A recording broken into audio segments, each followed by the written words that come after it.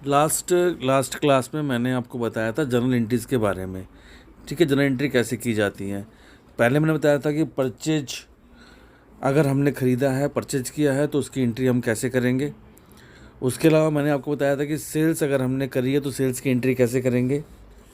इसके बाद आज मैं आपको बता रहा हूँ कि रेंट यानी एक्सपेंसेस में अगर हम चले जाते हैं, खर्चों में चले जाते हैं, तो जितने भी खर्चे होते हैं, चाहे वो रेंट हो, चाहे वो सैलरीज हो, चाहे वो आपका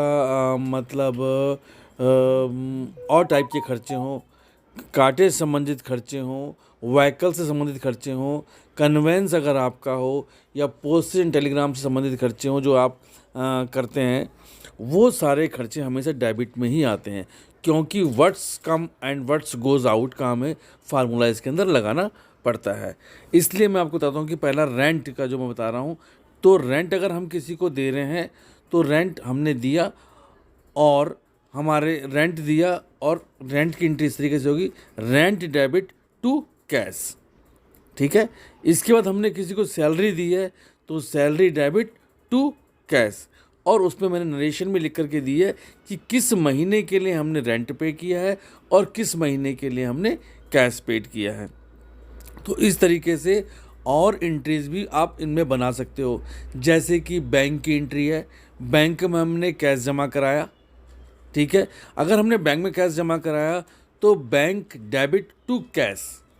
ठीक है, उसके अलावा हमने जो है, अगर किसी को कार्टेज यानी आने जाने का जो खर्चा दिया है, कार्टेज दिया है, तो उसमें भी कार्टेज डेबिट होगी और कैश को क्रेडिट किया जाएगा। नेक्स्ट वन में अगर मैं आऊँ तो मैं आपको बताता हूँ कि डिस्काउंट, अगर हम किसी को छूट दे रहे हैं तो डिस्काउंट भी डेबिट में आ जाएगी। ठीक है, और इसके अलावा वेजेस यानी मजदूरी, अगर हम किसी से काम करवा रहे हैं तो वेजेस भी हम जो है वो डेबिट में डालेंगे, और कैश में जो है वो क्रेडिट आएगी। ये कैश हमेशा क्रेडिट आएगा। तो ये सारी काफ़ी सारी जर्नल एंट्रीज़ हैं जो आपको हर रोज़ प्रैक्टिस करनी पड़ेंगी और बनानी पड़ेंगी। मैं इसके लिए आपको एंट्रीज़ भी थोड़ी भेज दिया करूँगा, ताकि आप उनको बैठ करके एंट्रीज़ को अपने अपने बनाएं। ठीक, इसके अलावा जब मैं अब एक थोड़ा और आगे जा रहा हूँ कि जब हम परचेज़ करते हैं, एक हमारे पास पहले क्या होता था कि हम पहले वैट को पे करते थे। अब वैट ख़त्म हो चुका है, अब हमारे पास जीएसटी आ गया है। ठीक है, अब जीएसटी आ गया तो जब भी हम परचेज करेंगे या सेल्स करेंगे तो उसमें हमें जीएसटी लगाना पड़ता है। हमारे खर्चों में भी जीएसटी को हमें लगाना पड़ता है। अब जीएसटी क्या होता है, जीएसटी कैसे लगता है, और जीएसटी में क्या क्या होता है, ये सारी चीज़ें मैं आपको नेक्स्ट वाले में बताऊंगा। अभी मैं केवल आपको जर्नल एंट्रीज़ के बारे में ही बता रहा हूँ कि जर्नल एंट्रीज़ आपने करनी कैसे है। इसकी प्रैक्टिस आपको रेगुलर करनी पड़ेगी, बिगर रेगुलर प्रैक्टिस के इसमें नहीं आएगा, क्योंकि जर्नल के बाद फिर हमें लेज़र बनाना पड़ता है, और लेज़र के बाद फिर हमारा ट्रायल बैलेंस बनेगा, और ट्रायल बैलेंस के बाद फिर हमारी बैलेंस शीट बनेगी। 4 एपिसोड में बनेगी, 4 उसमें बनेगा।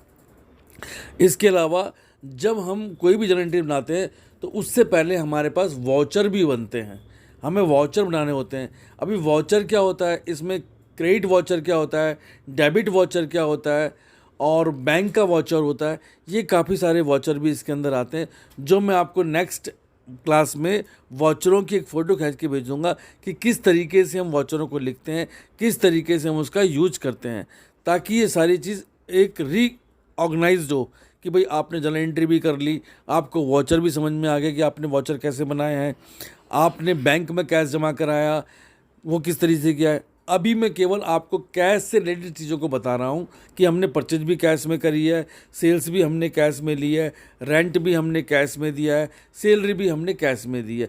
अभी मैं कैश से रिलेटेड जो खर्चे हैं वो मैं आपको बता रहा हूँ।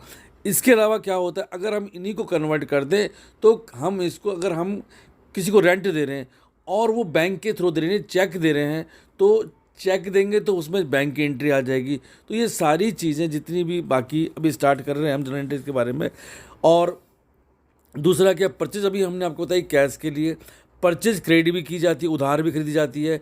उस उधार में क्या होता है, हम पार्टी का नाम हम लेते हैं। सेल्स भी क्रेडिट में आती है, जो हम उसमें लेते हैं। काफ़ी धीरे धीरे धीरे धीरे धीरे करके ये सब चीज़ें डेवलप होंगी, आगे आएंगी, जो आपकी समझ में धीरे धीरे करके आती रहेंगी। लेकिन प्रैक्टिस इसके लिए आपको रेगुलर करनी पड़ेगी। और जैसा जी कोरोना का समय चल रहा है, इसलिए आपको अपने घर पे ही रह के पढ़ाई करें।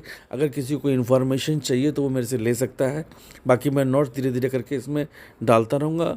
अच्छे से आप पढ़िए, भविष्य बनाइए, अच्छे से रहिए और आपका स्वास्थ्य अच्छा रहे। धन्यवाद।